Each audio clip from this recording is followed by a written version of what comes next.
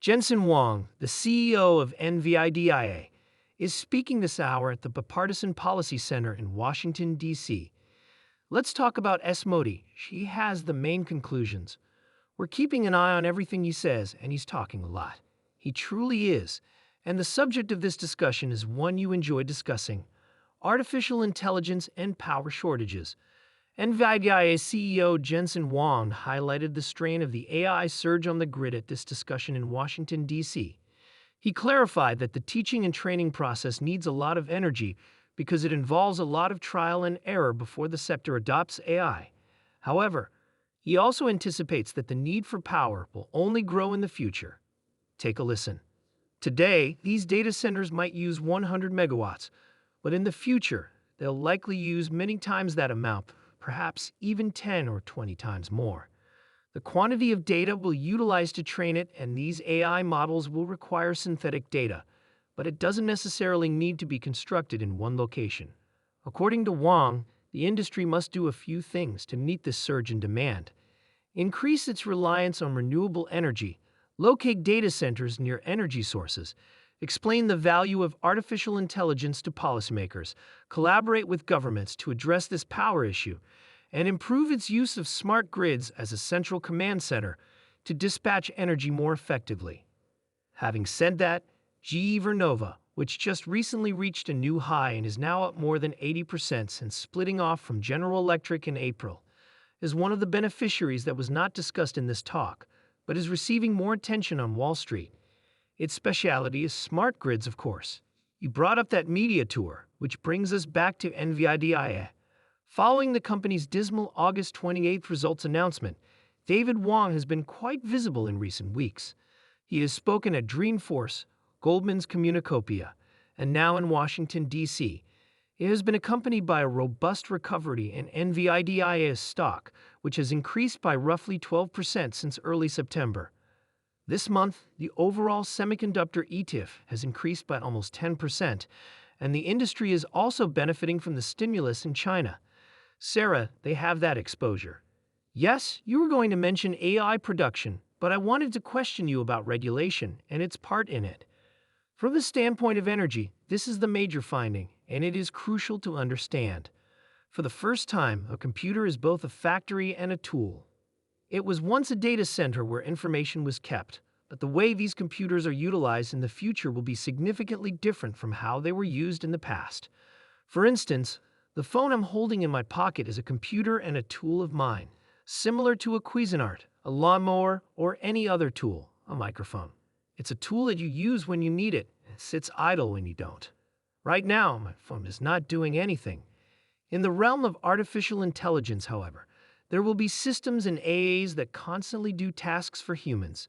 Similar to how we ask an employee to do something, we ask it to do something, and it does. Although it should be as autonomous as possible and managed as needed, we prefer it to be human in the loop. These computers will be working on projects such as creating chips, writing software, optimizing things, reviewing plans, assessing all of our different plans, and attempting to determine which is best to suggest. We want these A's to explore the huge design and optimization spaces and, for instance, seek for new scientific findings. These computers will essentially be an AI factory in the future. AI is a new industry that is now being developed as a factory. Keep in mind that energy is necessary for a new industry, and this is in addition to the past. Therefore, even if accelerated computing, which NVIDIA provides, allows us to save a significant amount of energy in our computing, every program that has the potential to be accelerated ought to be. Modernizing outdated data centers with faster processing technologies will result in significant energy savings. We used to construct what is known as a conventional data center. AI factories, on the other hand, are a recent development that will use energy. However, the result is artificial intelligence that will facilitate energy conservation in other areas. If you will, this is a new assembly line, an industrial revolution. You mentioned rules, guardrails, and policy in your car example a little while ago. Preserving innovation while safeguarding our children's national security and our place in the world in comparison to other countries, such as Europe, is a topic of much discussion on the Hill, and with good reason. As congressmen down the street begin to write legislation on the future of your sector, what are your thoughts on these issues? First, to help them comprehend the technology and all the amazing good it can accomplish on a global scale. Naturally, we are aware of the risks and dangers associated with this technology. At its core, technology is intelligence, and intelligence may be applied in a variety of ways, both for good and for bad. First, we teach students how to think about technology more sensibly rather than in a science fiction way, as well as where we are now and where it will be in a reasonable amount of time. People find it difficult to comprehend this technology unless we demythologize it. First, we assist people in comprehending the technology. We assist them in comprehending the excellent applications that are already being made of it in a variety of scientific domains, including education, healthcare, and climate science. Everybody ought to have a personal tutor. Today, I have Perplexity as my personal tutor. Almost every day, I utilize it. What is this confusion? Confusion. It's a fantastic resource. This AI makes use of other AIs. It's quite useful, and you may ask it any kind of question.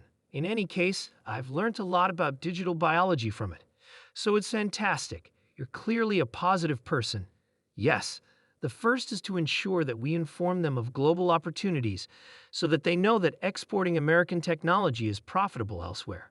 Our goal is to succeed here, overseas, and everywhere. It's fantastic that every policymaker I've encountered wants America to prevail. However, there are opposing viewpoints. A research on AI-generated content, its effects on children, and other topics was produced by Microsoft, whose Brad Smith we hosted a few weeks ago. What about the negative aspects of AI keeps you awake at night? The dark side of AI will have to be discovered by AI itself.